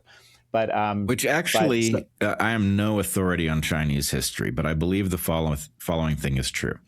One of the things that has allowed China, and I'm not talking about the Chinese Communist Party, I'm talking about China as a nation and as a culture. One of the things that allowed it to survive as long as it did was that it actually rejected the idea of being expansionist, that it became insular. And if I understand the history correctly, it actually intentionally destroyed a fleet of ships that might well have discovered the New World from the Pacific side. So there's a whole different history that might have happened. But the point is, the wisdom inside of China was to not plug into the rest of the world in ways that would endanger the country. And what you're describing is that the CCP approach has actually plugged it into the rest of the world in a way that opens real questions about the sustainability of China as an entity. Well, it's the crazy thing about it is, this is a brief commentary, a topic perhaps for another show if you want. Sure. But the Chinese economy had a few different prongs, to it. And the major prong that we would have, say, in the West, in Canada or in the US, is consumption, is domestic consumption. That is not a significant prong for the economy in China. In fact, for a whole lot of reasons, and it has to do with how the CCP has governed that country in significant part, that there isn't a lot of that there are very few people that do it a lot, right? But the vast majority of the population are not involved in what we would consider consumption in the West. There was a huge real estate and development-based economy, which has now collapsed for a whole lot of reasons, mainly because it was unsustainable. It's sort of like building stuff you don't need. Because it grows your GDP, but then you got to pay the piper down the line, basically. And the third part is export. And that's essentially the major part of the Chinese economy that's left. Like major, I mean, I don't know what percent, but it's like a huge portion of it is export. So they're in this situation where they have to sell. They have to sell, and they're ready to sell at fire sale prices because they need the money now, And this is so as these tariff regimes came in, they started flooding Europe with stuff and so forth. Again, it's a kind of the communism. It's a predatory mind frame. They do not believe in win-win. I kind of joke that winning for the Chinese Communist Party and its leaders is 2 wins for me. Yep. It's all they literally have a concept called comprehensive national power, where they rate every country that exists. I talk about this a little bit in the book, just to kind of add some color to how the system works. But they always measured U.S. is the top, so that's the kind of 1, and every other number is kind of lower. And they're always either trying to increase their number relative to the rest or lower yours, right? It's never like let the rising tide lifts all ships. That just it is not. It's a very weird zero-sum logic, and that's also why you get these catastrophic lockdowns that they implemented during COVID, because that's a totalitarian mindset at play, right? How else are we going to control this? Well, of course, we're going to, basically impose the most coercive measures we can to try to control things. And in fact, obviously those were the worst things that you could actually do. Well, There is again, I do want to get to the game theory eventually here, but I will. I'm going to shamelessly lift up my book here, if I may. I just realized I kind of forgot to do this. I've been advised that it's important that people, killtoorder.com. This is where, if you're interested, if you're liking this conversation, I want to strongly encourage you to pre-order. Is it okay if I say that? Can I be a little bit commercial here? Sure. I will again advise people, get it with a chair.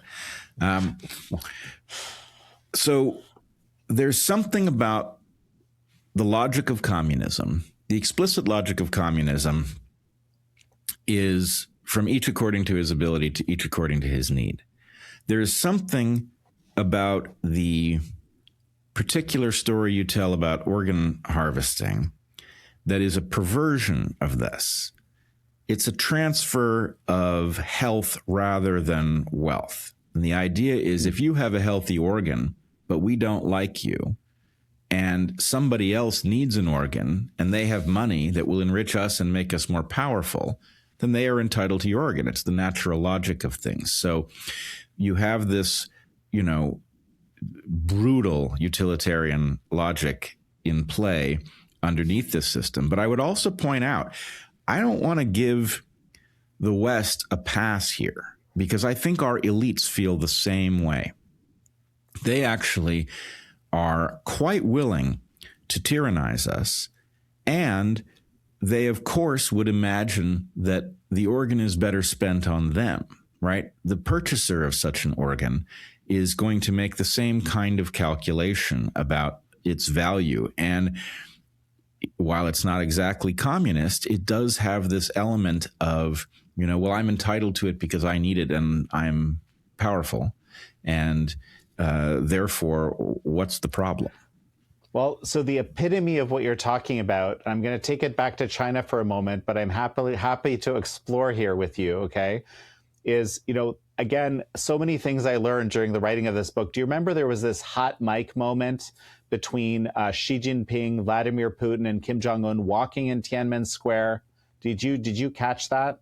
If not, we can. You may want to pull it up. When was this? I'll explain this. I would say I have a terrible sense of the passage of time, but I would say 5 months ago, if I was going to guess. Okay. I think I missed it. But so what happens is, it's kind of, the whole thing is remarkable, and many Chinese don't believe it could possibly have been, unintentional, because everything is so controlled over there. Okay. But basically what happens is, this is going to be a summary. Okay. She says to Putin, today, for us, when you're 70, you're just a baby. Okay? Putin says to Xi, through continual organ transplantation, perhaps we can achieve immortality. A little more than that, but that's the idea. She says back to Putin, our target, again, summary, our target is 150 years. And for me, first of all, my phone was ringing off the hook. They talked about organ on the hot mic. Anyway, you can imagine, right? But I realized something that was just in front of my face, but I hadn't seen until this exact moment. Okay. So 150 years is kind of a code word in a way for them, because they have something and they like to name their sort of projects with numbers. So Project 981 is the elite longevity project. And indeed, Chinese elites live a lot longer than the average person. And, there could be many reasons why. But it had never occurred to me, having looked at forced organ harvesting for 20 years, that forced organ harvesting was a piece of that puzzle. And of course it is. It's kind of an obvious piece the moment that you hear it, right? And they literally just said it on live hot mic, right? And there's this 981 project. Obviously, organ transplantation is an element of that. And there's even, again, I was telling you, that you get these sort of odd anecdotes that come up that are just kind of weird or unexpected that kind of validate the idea. But I remember someone had sent me this weird eulogy that was written publicly about a Chinese super elite who had died, and someone was, kind of again, this sounds sort of weird and macabre, but they did it, right? The eulogy talked about how amazing it was that this person had had multiple organs transplanted before ultimately they passed away. So again, I was like, oh yeah, now I understand what that was about, right? So anyway, just the oddest things. And when it comes to American or Western elites, you know, I don't know. I haven't been studying them as much as you have, perhaps. But my inclination isn't to believe that they are as monstrous as the Chinese elites have become under the rubric of this communist ideology, which essentially allows the ultimate utilitarianism. I'm worried that this, you know, you were talking about this sort of transfer of ideology or approach that happens through engagement. I'm worried that we've really adopted too much of that. This utilitarian bioethics, to be fair, has been growing in the West, not just purely through engagement with communist China, but I think it's fueled through it. And the thing is, and a central piece, and I talk about this in the book quite a way, of how the Chinese elites have created power over us, leverage over us, is by compromising us in various ways. I mean, the obvious ways are honeypots. And, you know, the United Front Work Department, which I spent a considerable amount of time in the book talking about.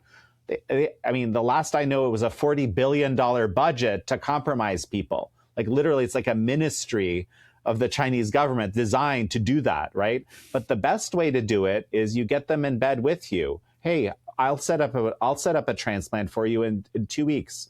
No problem. Well, it'll be clean and good. And then now you're on the hook for life because you know what you've done, right? So I'm just giving you examples of how they operate. Yeah, I would also, one of my notes to myself was that the system of incentives is insidious here, because let's suppose that you begin to get an inkling from out here in the West that this must be what's going on in light of what's on offer. And then some part of you thinks, how do I know I'm not going to need an organ at some point? So your incentive to blow the whistle on this, to do the investigative journalism, whatever it might be, is reduced because as soon as you understand this, it becomes like an insurance policy. I had never, Bret, if I may jump in, I'm sorry to interrupt you, but honestly, this had never occurred to me, what you're describing, and I'm feeling kind of horrible about what you're just telling me, but I think you must be right. No, I mean, you know, that's the thing about game theory is you got to know where to stand to see it, but it's not hard to understand once you do. So anyway, I think a lot of this functions in that way. To your point about Putin and Xi, I think one of the things that us little people need to grapple with is that the global elites have a culture or two or three. I don't know how many it is, but the point is when Xi and Putin are talking peer to peer, there is a way in which they are united, even though it is China and Russia, which are not historically united. They are part of a de facto cabal of people who have power over others. And so my guess is that part of the transfer of, or part of the infusion of some of this insidious utilitarian ideology is coming through this narrow band of elites that share, above all else, a sense of entitlement, that they are powerful because they are entitled to be, and that gives them, they are above all of the rules. And anyway, I hear you saying that you don't know if our elites are this corrupt and diabolical. I think we're finding out through the Epstein file release that they absolutely are this diabolical, maybe different topics, but I would guess that the idea, you know, if you're in a strata that feels entitled to destroy children, then you're certainly in a strata that feels entitled to appropriate organs. Yeah. And, you know, so this is actually an incredibly important point. You just made me realize something else that I bring to light. You know, there's a little known book that is incredibly important, and it's a little bit obscurely written, so it might be difficult for a lot of people to read. But the book is called Political Ponerology, written by a guy named Andrzej Łobachewski, or Andrew, I don't know how to pronounce it in English pronunciation, but he was someone that watched. So what happened after the Iron Curtain came down, right, and after World War II in Poland was the, Russia, or in Poland, we viewed it, I'm also, my background's Polish, we kind of viewed it as a Russian occupation, because the Russians always liked to occupy Poland. It wasn't a new thing. Okay. And so, but it was Soviet occupation. And there was this kind of time period between sort of the war ending and the Iron Curtain fully coming down, where there was a little bit of freedom. And Andrzej Łobachewski watched as this kind of the commissar type people started taking over in Poland. And he was at the Jagiellonian University studying psychology. And he had this commissar come in and basically take over the classroom. And he described the whole situation. And this kind of launched him on this journey to try to understand communism. And he does it through this very interesting lens. He believes that communism is a pathocratic system, okay? That what it does is, in effect, is much more so than any other system.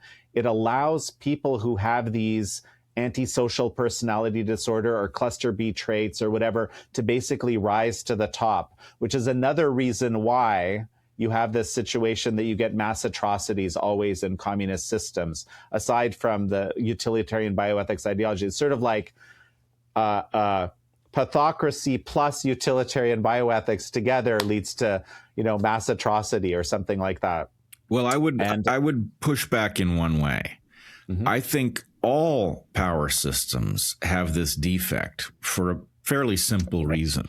And the reason is because amoral people who have no moral compass, have at their disposal every single tool that moral people have. They can behave morally when that's the productive thing to do, and they can defect at will. And moral people are constrained by morals. That's what morals are. They are constraints against doing things that would be profitable.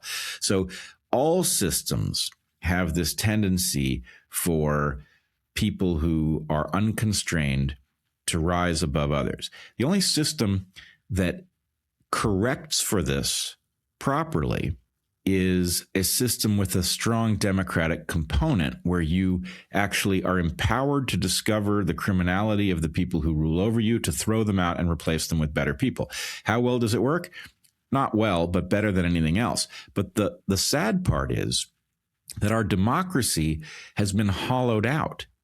It doesn't function like a democracy. And so this self-correcting aspect, even though it's crude to begin with, isn't even there. Right? What we effectively have is some other system of power that doesn't have a name, in which we have these psychopaths who are, joking over email about torturing children. Like, how are we not revolting against a system that allowed that to happen? I actually, I agree. I think we've been pushed in that direction. I agree in a sense. I think we've been pushed in that direction significantly. But here's what struck me, okay? I was thinking about, when you're, these DEI loyalty oaths. I just had NIH director Jay Bhattacharya on the show, and we were talking about how, like, literally any grantee needed to do this DEI loyalty oath, just kind of incredibly insane stuff, right? For in a scientific community, right? But okay, so, however, okay, this is the thing that struck me about just these, I'll call it Marxian, kind of woke, different critical theory structures, okay? They're not particularly, first of all, they're all very arcane, very difficult to read about and study. This is why James Lindsay is so brilliant, because he can read like insane amounts of this kind of stuff and kind of figure out what it actually means. And most of us would be banging our head against a brick wall pretty quick, right? But it allows you, the logic of it is always very relatively simple. It has to do, if you can, sort of performatively say you're on the side of whoever the oppressed is in the context. I mean, I'm being a little bit maybe oversimplifying slightly. That's what's going to get you the laurels. That's what's going to make you an ally or whatever. Okay. And when I learned a little bit about psychopaths too. And apparently, like, people that are psychopathic, right, they don't know how to, they don't deal with society normally. So they kind of, it's almost like they're play acting, right? and play acting like a normal person to be able to function and not be ostracized or whatever, right? So I do think there's a natural function of ostracizing people who behave in incredibly antisocial ways naturally in society. And this is why I think this idea of communism functioning as a pathocracy has merit. But if you're one of these people that has antisocial personality disorder, as it's now called, and you're pantomiming whatever, trying to live, the woke sort of structures are perfect for you in a way, because you can, pantomime crazy stuff and be, with great conviction. Everyone praises you and elevates you for it, right? So as I understand, I've never lived in a communist system aside from a short stint when I was 5, and that's a whole, discussion that for another day. But that it's a really weird incentive structure, I think, that uniquely allows people who are willing to, adhere to a kind of a crazy, makes no sense ideological position and behave as if it were perfectly reasonable and in fact great, right? That allows those people to rise to the top a lot faster, when most people, right, especially the working class, I would say, because people who actually have to face the consequences of their actions and their work every day, would be like, this makes no sense. This is stupid. There's no way I'm going along with this. Does that make sense? Yes, although I don't know if we have time for it, but I have a kind of different version of this in which there's a cycle. I think we frankly give Marx too much credit for inventing communism. I think communism self-invents. And it self-invents. I completely agree with you. I can't wait to hear what you're going to say. This is super interesting. So I would argue that a market-based system has incredible capacity to be productive, but that it tends to produce a large number of people who are ill-equipped to win. Right? In our system, we have people who are not well educated. They may be malformed because they've been exposed to chemicals in their developmental environment that reduced their IQ or distorted their bodies. And that if you have a number of people who can correctly detect that they don't have the tools to win in a system where the whole idea is you're supposed to be trying to win, then they don't have any investment in that system. So, of course, the idea of ganging up on that system, destroying it, and transferring the productivity of that system in your own direction is a natural.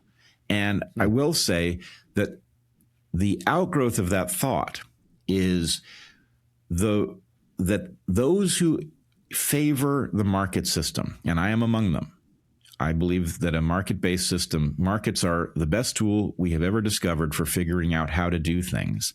We should never ask them what to do, but how to do things, they're brilliant at it. But in a market system, we need to do a good job of making sure that everybody is armed to compete, and that the instinct to hobble your competitors so that they can't compete produces an overthrow that creates communism. So there's stinginess on the right, an unwillingness to recognize our collective responsibility to take care of people, to immunize them from truly bad luck. I don't want to immunize anybody from bad decisions, but truly bad luck, medically bad luck, or whatever it may be.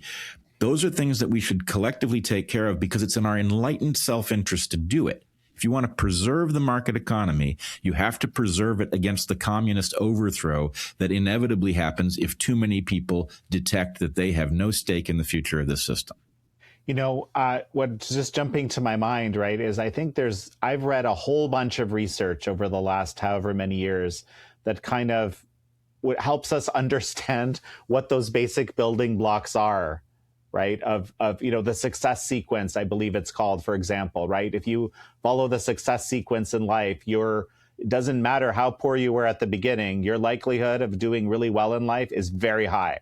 It's astonishing that that's the case. To me, I was kind of shocking, right? But it's a reality. So I think we can, as we try to, have a good, decent, humane, and at the same time, a society that creates individual accountability, because I think that is critical, right? For people to understand that their individual agency is critical to securing their well-being, while giving them the core basic building blocks, and allow as many people as possible to have access to them. I think that's highly doable. I think we have the information we need to affect that, right? I don't think there's a dearth of that. I think the dearth is that there's, grifters, there's crazy ideologies that people are pushing, there's demagogues, there's all sorts of stuff, right? That's sort of pushing against that. And people just, sort of wanting to preserve the status quo. Well, there's a lot of work being done by preserving the status quo. I would say that the driver here is largely that when you have succeeded in a competitive system, sabotaging potential competitors who are not yet winners but have what it takes to win is a natural strategy. So when you look at something like the crappy state of public schools in America, you say, well, there is power. Those with power do not want to be dislodged from power. So why would they agree to a system that armed other people to become powerful? And the answer is they wouldn't, but they can't say that. So they say other things. And we have these nonsense battles about, what the best way to fix education is. And we end up with, a dystopia in our schools. But that if we recognize that in the enlightened self-interest of those who think that capitalism is the best system involves making sure that it does not let powerful saboteurs hobble their would-be competitors. The magic of capitalism is most magical when the largest number of people have access to the market so that they can create wealth. And instead, what we get is a system in which people become personally wealthy by destroying wealth, right? You make millions by destroying billions. And incredibly, but that's very compelling. And it also explains, sort of the pernicious nature of this, what I describe as the financialization economy that really emerged hard after '08, where people were making money. I mean, of course, it started before that, but a lot of people are just making money just by manipulating money, as opposed to making something that it's actually useful to people at large, right? And so that makes no sense to me, because that, it provides value to people who have access to mass amounts of capital, i.e. elites, right? So of course they like that because they keep getting richer, but they're not actually providing value at a level which would be consummate to the amount of profit they're getting to everybody else, which is the kind of the incentive structure that you would like to have, right? Well, I think in the waning minutes of this podcast, in light of your point here, let me just outline the basic way that I think evolutionarily the picture you paint about organ harvesting in China fits with a larger picture of genocidal impulses and the way they shift history. And let me just get your take on it. So it has to do with a system of frontiers. One thing we don't do well in biology is we don't leverage pie charts. We think of pie charts as something that exists in business typically, and we don't use them very much. But we should use them because they properly deal with the question of resources and their distribution. So one thing to realize is that your people, whoever they might be, have a slice of the pie. And the evolutionary objective is to increase the slice of the pie that you have, increase the absolute amount of it. There are many ways to do that. The best ways evolutionarily are to find what I call a frontier. A frontier can be a continent that doesn't have any people on it. So when the natives of the New World discovered it at the end of the last ice age, there were no people in it.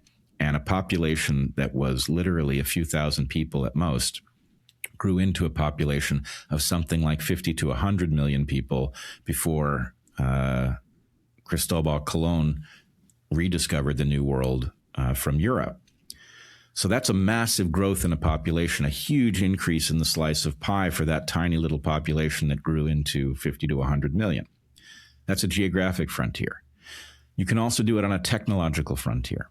You can discover a way of extracting resources from the environment that's just vastly more efficient. So you go from hunting and gathering to farming, and your population goes from, 1,000 to 100,000. So those are the natural ways. And what they do is they actually increase the size of the whole pie. You discover farming, the slice of the pie that your population has access to grows immensely, but other people learn farming from you. The whole pie grows. We all get richer. The last kind of frontier, though, is a transfer of resource frontier. If the objective evolutionarily is to increase the slice of pie that your people have access to, one way to do that is to find somebody who can't defend their slice of pie and to come up with excuses, the very rationalizations you were pointing to, describing these people as unworthy or dangerous or diseased or all of the above. And then liquidating whatever they have, taking their land, taking their stuff, taking their organs, as you point out. And the point is, this is not an activity that grows the size of the pie for planet Earth. It's growing this one slice at the expense of another slice. It's a go-to strategy, and it shows up again and again and again in history. And to the extent that we see an obvious analogy between what the Chinese seem to be doing with the Uyghurs and the Falun Gong, that looks like what the Nazis were doing with Jews and the Roma. It looks like every case of genocide in human history. And there's a reason, which is it's a strategy, it's under the surface, and it gets rediscovered again and again. I mean, what's really fascinating about what you're saying is I think this is one of the, there's two parts to this. On the one hand, I think it's a huge kind of flaw in communist thinking, okay? Because this is, and it's also part of the sell to people that are disenfranchised that you were describing. Basically, the sell, right, to get every communist regime that's ever gotten into power to take power is, it's those people that took stuff from you. That's the reason they're rich, right? And it might be partially true in some cases that that's the case, right? But that's how they sell it. There's no, I'll tell you something funny, right? Having been educated in, biology for 10 years in the higher education system and before, I really was never taught where prosperity comes from. Like literally, I found out where prosperity comes from within the last 5 years of my life. Okay, I'd never had to grapple with this question, right? But the prosperity comes division of labor, famously, right? Innovation. The point is that prosperity comes from increasing the pie every time. But what the communists tell you is there's no increasing the pie. Every time someone gets rich, it's because they took it from you. Now it's your time to take it back. You're the one that's oppressed. You've achieved your critical consciousness, and now take it back. And that's how these monsters get into power, and of course, very quickly execute the true believers in that ideology, because of course it doesn't make a ton of sense, and it's kind of doesn't get fit with their totalitarian designs once they have the power in the first place. So I think it's very interesting what you're describing, because it's also a fallacy. What you're describing is a way that people get resources, but they also use it. They use it as an explanation as to why they have to. And the final thought I have here, okay, is that I think we have this unbelievable capacity to self-brainwash. Okay, this is something that dawned on me watching COVID happen, right? The Canadian truckers movement, I think that was one of the most consequential moments during COVID. I think they changed the world by getting the Canadian government to so overreact that they started freezing bank accounts and all this stuff. And everyone said, whoa, okay, this is more totalitarian than we're ready for, or something, right? But I think what happened was, in Canada, our media are very, let's say, financially dependent on the government, not just the official state media, right? CBC. And so I think that in a way, the government at the time told the media that they kind of wanted to believe that the people who were like the most grassroots people you could imagine, right? People are just like, we don't want these mandates. Let's change things. Let's go to Ottawa.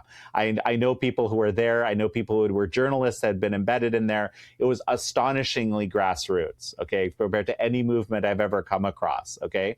But they were compelled. I think they told their media, they kind of have this expectation to discover these are some sort of white supremacists or far rightists that are coming to take Parliament Hill.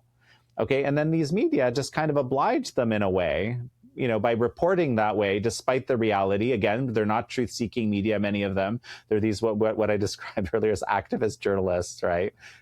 Trying to push a certain vision. And I think the Canadian government actually believed at this point, after this cycle happened, right, that these far-right people were coming to seize Parliament Hill, when in fact, these were people who just wanted to get rid of these mandates, which really kind of make no sense for anybody and never did. So, a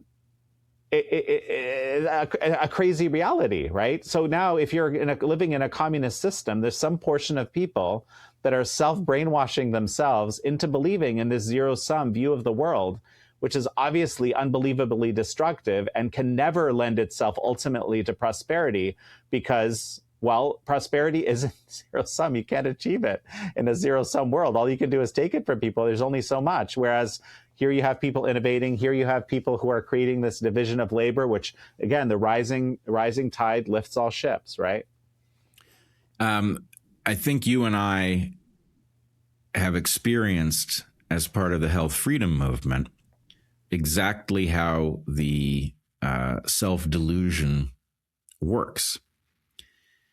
We in the health freedom movement exited, but as we exited the system, we were demonized by others, which meant that lots of people who hadn't taken a position could detect very well what their fate would be if they looked at, you know, a Robert Malone or a Pierre Corey or you or me.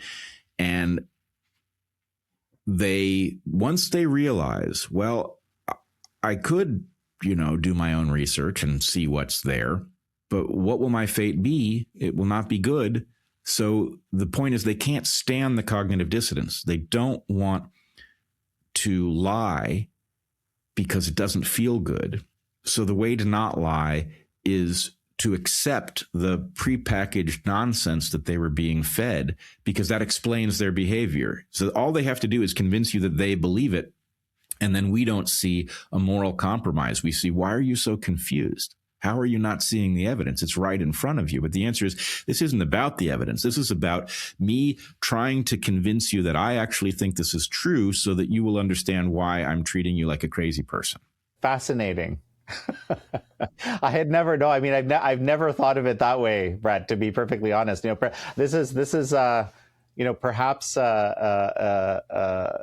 know, perhaps again, a topic for another discussion. I can see so many different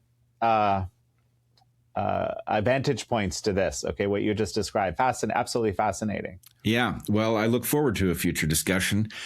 Before we go, you want to hold up your book? When will it be available again? So March 17th, but you know, like how about I just be perfectly transparent about what my agenda is here, okay? And this, by the way, and thank you for inviting me. It was I didn't know you. I truly didn't actually know you were interested in this. And I just loved getting the invite, you know, so thank you. And I mean, I didn't realize you've been thinking about organs all these years, and I'm going to be calling Jacob Levy soon to find out, you know, if your work has influenced him somehow.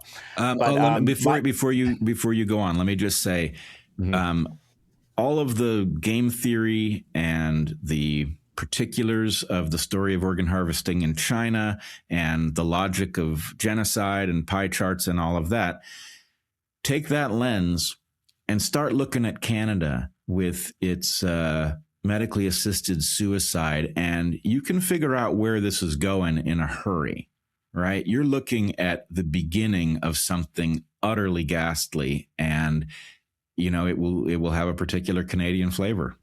I'm in just on this point, right? I'm incredibly concerned about this because basically wherever there's various types of this medically assisted suicide in different places in the world, including in the US. I think there's another state that just passed it.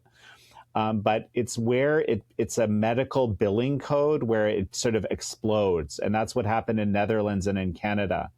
It's a very difficult reality. I just checked, okay? And it's now become, I was saying it was the number 5 cause of death, but I decided to fact check myself to make sure I wasn't leading someone astray as I was saying that it's actually the number 4, given the recent statistics as best as I can tell. So that's crazy. That's like, we're talking about like heart disease and like these kind of like incredible common things which cause death. So, and that's, this medically assisted suicide. So I'm very worried about that development. I hope that we can kind of come back from that in Canada. We need to push back on these laws. It can't keep going in that same direction because it will lead to this sort of very extreme kill to order situation.